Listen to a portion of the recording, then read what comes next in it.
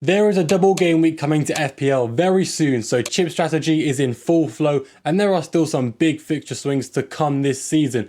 Guys, make sure you like and subscribe and let's get right into the video.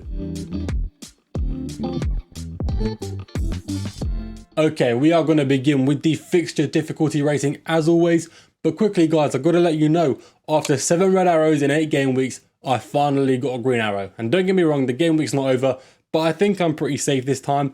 Both my green arrows in the last 8 game weeks have actually been very big green arrows, so going differential does have its positives sometimes, even though most of the game weeks are pretty bad. Hopefully I can keep gaining and keep this upwards momentum. Anyway, enough about my team, we'll talk about it more in the team selection video. Today we are looking at some transfer tips, and the fixture difficulty rating chart has been updated with a possible double game week for Arsenal or Wolves. Most likely it's those two, but if not, it could be Everton or Chelsea. It is determined by the EFL Cup semi-final. Currently going into the second leg, Arsenal are 3-2 up and they play at home, so it's 90% likely they're going to qualify and they're going to double along with Wolves. But Chelsea could pull off the impossible against the best defence in Europe and make a comeback away from home, and then they will double along with Everton. But that's the unlikely scenario. Either way, it is still possible, so we have to consider it. In the bottom tier, we have Brighton, Leeds and Spurs. You want to avoid players from these teams. I don't care how good their form is, even though no one's on that good form anyway. I know Solanke just came back and got a brace, but do you really want to own Solanke despite that amazing scorpion kick? I personally don't, especially with this fixture run coming up. The Leeds and Brighton players sort of speak for themselves. None of them are doing that well at the moment. If you go slightly higher though, you got teams that don't have the worst fixture runs, but they're not great either. Well, you look at Sunderland, for example. When I talk about big fixture swings, they're one of them. Once they played away to Arsenal, they have a fairly decent run of games, not a hard fixture in sight. Some fairly easy ones like home to Fulham and home to Brighton. But they don't have a chance to double, so going into these next couple of game weeks, you don't really want to be targeting Sunderland players. The same goes for Everton and Wolves unless they double. You know, Everton, if they have a double game week, great team to target. Wolves, if they double, which they probably will, they still have a pretty bad fixture run. Like, they've not got a good fixture in sight, and that double game week, they play home to Arsenal. They play against the best team, arguably, in the world right now. Do you really want to target plays for that double game week, especially when they play for Wolves? Well, you could. We'll talk about it later. There's a couple decent Wolves assets, but not many. Going into the mid-tier, the fixture swings get big here, and I'm mainly talking about Man City, Liverpool, and Brentford. Right now, they have poor entry points, especially Brentford away to Newcastle and home to Arsenal. But look at the fixtures that follow. You know, you've got some really good fixtures there. Owning the likes of Thiago and Schade and a Brentford defender could be amazing for you, but bringing in those players now would be awful. You know, they played quite poorly against Aston Villa. Fair enough, they went down to 10 men, but the likes of Thiago had 0 shots, 0 key passes, nothing pretty much. They did not play well. Then you have Liverpool. They play home to Man City, which isn't the worst, and after that, they play away to Sunderland and away to Forest, which aren't the hardest games, but they're both a lot stronger defensively than offensively, and you kind of don't want to be owning attackers against good defenses. But, you know, Liverpool look to be on fire at the moment. They played against a good defence of Newcastle and scored 4 goals, but after they play away to Sunderland and away to Forest, look at that fixture run. If you're not owning Florian Wirtz and Ekitike, you're probably going to be in trouble, but if you bring them in right now, despite their amazing hauls last game week, it may not be the best idea. And it's the same for Man City. They play away to Liverpool, not the easiest fixture. Then the fixtures that follow are amazing. Looking at Semenyo there especially could be sensational for your FPL teams because he's picking up the underlying data. But right now, he's not a good player to own because of the poor entry point. Now, the reason these entry points are quite beneficial is because a lot of us own some Man United players. And fair enough, you're never going to sell Bruno. But if you have the likes of Cunha or Mbeumo like me, after the next 2 game weeks, you'd want to sell them because their fixtures aren't that good. As soon as the United fixtures get tough, the Brentford and Liverpool ones get quite easy. So it's a great time to switch over. And the same goes for West Ham and Forest players, even though not many of us own West Ham and Forest players. I personally only own Jared Bowen. It could be a sensible switch from Bowen to the likes of Ekitike or Thiago. Getting into the good fixture runs now, Fulham, aside from that Man City game, look very strong. The likes of Harry Wilson, Raul Jimenez and Anderson could all be good players to own as long as you have bench cover in game week 26. But like I said, you guys aren't really going to be looking to target Fulham players because when you're looking for the near future, you want to look at players who double in game week 26. You don't want to look at players who play away to Man City in game week 26. You know what I mean? So for now, Fulham players are great to hold, but they're not especially amazing to transfer in unless you have bench cover for game week 26. As for Chelsea, their players are still really good to own, but only for game week 27. You know, after game week 27, after these next 3 game weeks, their players are quite bad to own. I wouldn't like to own any of them. Has the ship sailed? No, because you can still get 3 really good game weeks out of a Chelsea asset. The issue is if you bring one in this game week, you're going to have to sell them in game week 28, or you're looking at, you know, taking a -4, or you're looking at just having a few stinky game weeks, because away to Arsenal, followed by away to Aston Villa, is very hard. It's not a fixture one you want to own players for. But now we get into the top tier. These are the teams you want to target players from. We have Bournemouth, 2 really good strikers from this team in Evan Nilsson and Creepy Jr. You also have some good midfielders. Their new midfielder, Ryan, who they just transferred in, came on as a sub and got an assist, which bodes well for him. He could be coming onto some good form very soon. It's just the next 2 fixtures aren't incredibly easy. Then you have Crystal Palace. Most of the fixtures aren't sensational, but they play home to the worst 2 teams in the league consecutively. That is unreal. Home to Burnley, then home to Wolves is ridiculous. You know, Munoz, Sarr could be great players to target here, and playing away to Brighton isn't impossible. You know, their defense hasn't been great. It's below average. So even away to Brighton isn't the worst fixture for the likes of Munoz or Sarr, especially Sarr, who's been playing as a striker and on penalties. If Crystal Palace don't sign anyone new, which could happen, Sarr is looking to be one of the best FPL assets in the game, coming on to an amazing 3-game fixture run. But we'll talk more about him later. In first, we obviously have Arsenal. Even though the fixture run isn't amazing, they play home to Sunderland, then they have a very likely double game week. And while they play away to Brentford in that double game week, who I do have as a red fixture, they are coming onto some bad form, so the fixture may not be as hard as I'm making it out to be. Either way, Brentford is still a strong team, and that Arsenal defence, which a lot of us have 2 players from, may struggle in that fixture, but it's not enough to put me off the thought of a Gabriel or Timber captaincy going into game week 26. Either way, you want to own 3 Arsenal players for double game week 26, meaning you sort of want to prepare for that this game week, especially if you only own 1 Arsenal player. I already own 3, and to be honest, I think most of you do as well, so it shouldn't be an issue. Going into players to buy now, defenders are very easy to choose from this game week. There's a lot of good options, and after these 5, there's not many good ones to choose from. You have Chalobah in 5th.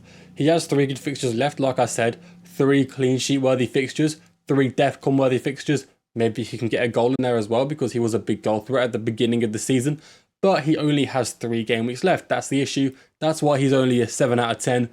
And the Chelsea defence isn't especially great right now, but it is improving under the new manager. And, you know, Chalobah got DEFCON's last game week. I expect him to get it a couple more times in these next few weeks. Above him, we have Senesi, however you say his name, I don't really know. I prefer saying Senesi. Like I said, the next 2 game weeks aren't sensational, but the fixtures that follow are a lot better. Senesi has really good underlying data going forward. Some of the highest expected goal involvements for a defender across the entire season, and the DEFCON percentage, the DEFCON success rate is amazing. A player you don't want to miss out on, because even when Bournemouth concede 2 goals, he could still be getting a 3 or 4 pointer, maybe a goal, maybe an assist. A great play to own for this upcoming fixture run. And their defensive data, while it's not as bad as Chelsea's, it's still not great, and they have been underperforming it recently. They shouldn't have conceded as much as they have. Going into these top 3 defenders, we're looking at players who are big goal scoring threats and big defensive threats. Well, Gabriel and Timber are big defensive threats. You know, Munoz and that Crystal Palace defense isn't great at the moment, but it could improve. The Munoz data is quite unreliable. He's only been back for 2 game weeks. He's still picked up decent underlying data in those 2 game weeks. We know Munoz is one of the best defenders for expected goal involvements going forward. The Crystal Palace defense has been poor. They've been on bad form, but they didn't do too bad against Forest last game week. They could have kept a clean sheet, but, you know, obviously they didn't. Shoulda, woulda, coulda. But I do think home to Burnley and home to Wolves, you can see some goal involvements and some clean sheets from Munoz. In those home to Burnley and home to Wolves games, you could debate having Munoz as your captain. Might be a bit silly, but you could do it. Going into these top 2 defenders, we have Timber and Gabriel, the players you are going to want to target this game week. Home to Sunderland, playing against a team that is 20th for XG in the league, last. You know, that's amazing, because Arsenal are the best defence in the league. It's a match made in heaven. That's why I'm so convinced Gabriel could be a great captain in game week 25 and even game week 26. We'll talk about that more in my team selection video, who I want to captain, but Gabriel is definitely one of the front runners. These guys both have great goal threat going forward, amazing defensive data, absolutely sensational. Just look at it here, miles ahead of anyone else in the league. It's just an absolute no-brainer, especially with the likely double game week coming up very soon. I personally think it could be near enough essential to own both of these players in your defense. If you already have Raya and you want an Arsenal midfielder, I get that. You don't necessarily need to own Timber, but Gabriel, oh my God, if you don't own Gabriel, I feel like you're going to get punished. You know, he's just got so many avenues to go down for points as a centre back. 7 million does not do him justice. He should be at least 8 or 9 million. The midfielders to buy could be a bit controversial. Enzo is down at the bottom of the list. I did say he was going to be a bad pick. Well, I didn't say he was going to be a bad pick, but I did say he wasn't going to be great. He did end up getting 8 points. Fair play to him. He did well, but he did still play fairly deep compared to the rest of the attackers. So I wouldn't say what I said was all wrong last game week, but I definitely wasn't right either. Enzo is still a good player to own. He's under 7 million with a really good fixture run, and he obviously does make some forward runs. The issue with bringing him in is that you'll have to sell him for away to Arsenal in a few game weeks time, and he isn't going to be amazing for you. Like with this fixture run, he's going to be all right, but I still don't think he's going to be absolutely sensational. With the possible double game week, he could be a lot better. If he does double, then he's going to be a little more essential than I'm putting him right now. But as you can see, his underlying data, it's all right, but it's also not sensational at the same time. Above him, we have Sarr. Only just above him. They're still both a 7 out of 10. If Crystal Palace don't sign anyone else, then Sarr could be a 9 or a 10 out of 10, because home to Burnley and home to Wolves as a striker with penalties is insane. Even if he doesn't become a striker though, he's a right winger with a few very easy fixtures coming up, and the underlying data isn't awful. It was the same with Munoz though. He's only been back 2 game weeks, so the underlying data here is quite a small sample size. Might not be the most reliable, but for how much he costs, Sarr is a really good FPL asset with a really good fixture run. But he does not have a double game week like Declan Rice. Now, the reason Declan Rice with a double game week isn't as high a priority as Rodgers and Bruno is because Declan Rice has been on some fairly bad form, but he has been unlucky. As you can see with the assists here, some of the highest expected assists per 90 for a player who's actually getting decent minutes.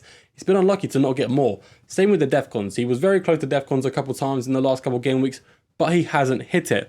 As for expected goals, he did score a brace, about a month ago. But Declan Rice, you don't really bring him in for his goal scoring prowess. You bring him in for the clean sheet point, the DEFCONs, and the expected assists. Fair enough, he's not been hitting it recently, but I believe he will very soon. He's still a very high priority player to buy because of that double game week, especially with every other Arsenal attacker being quite poor. Saka, an injury risk. Gyökeres, a rotation risk, along with almost every other Arsenal attacker that has some sort of goal scoring threat. Going into the top 2, we have Morgan Rogers. Now, Morgan Rogers is coming on to a great run of games. Even that grey fixture away to Bournemouth isn't awful because the Bournemouth defence isn't super strong. The Morgan Rogers underlying data isn't amazing. It's very similar to Enzo Fernandez, a little bit worse, but Rogers is creating a lot of big chances. Creatively going forward, he's been a lot better than he has. The expected goals haven't improved at all. They've been pretty much the same. They haven't got worse or better, but he's not scoring as many goals because, like I said earlier in the season, it's very hard for a player to keep up that number of bangers going in from outside the box. Eventually, he was going to slow down, and he has. But with this good fixture run, I believe he can pick it back up again. He's a player I'm very scared to go without because his ownership is so high. And if you do have Rodgers, most of you watching this video probably do, he's a great player to hold. Ignore his few blanks recently. He's going to get a lot of points very soon. I hope he doesn't, to be honest. I really hope he doesn't because I don't own him, but I feel like he will. No one is surprised to see Bruno Fernandes in first place here. He is going up in price quite a lot, proving to be arguably the best player in the Premier League. As a Man United fan, I would say so. I've not seen the guy have a bad game. And just last game week when he got 2 assists, it's unreal. I mean, look at the creative data right here. For expected goals, you're not getting a lot. I mean, he can score from outside the box now and then. He can score a free kick. He's got penalties. But the creative potential on this man is unreal. Bruno didn't get his first assist until game week 8, okay? That's ridiculous to think. He's on 12 assists from game week 8 to game week 24. And he missed 3 game weeks in that period. That means he's averaged pretty much nearly an assist per game since game week 8. You guys don't understand how crazy that is. He's one of the highest scoring players in FPL while missing 2 penalties, while missing 3 games. Guys, if he didn't get injured and he scored those 2 penalties, he'd be up there with Haaland as the highest scorer in FPL. I cannot emphasize it enough how important he is. I cannot emphasize enough how he could break that 20 assist record that so many players have hit.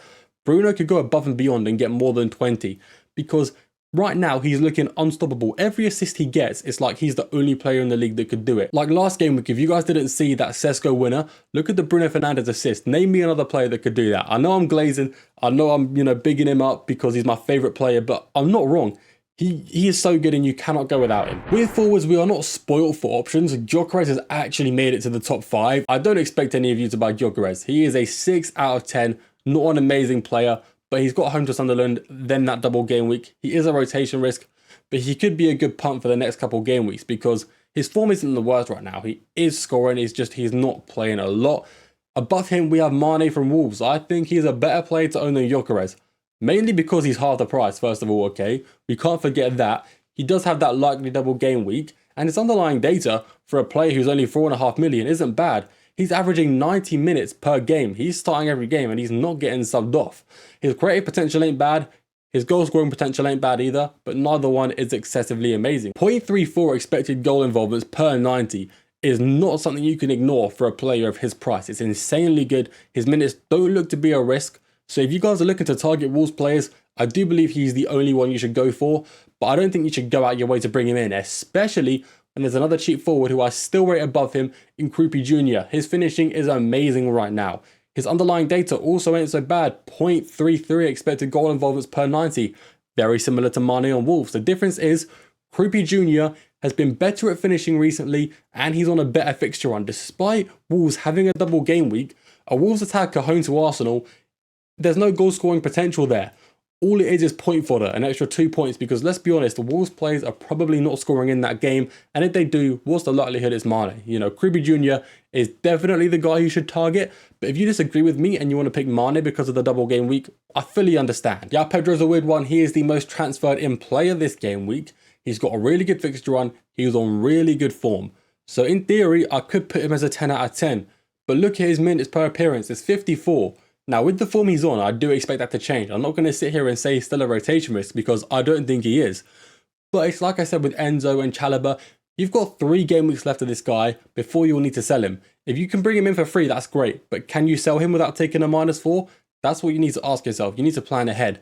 I especially wouldn't bring him in for a -4.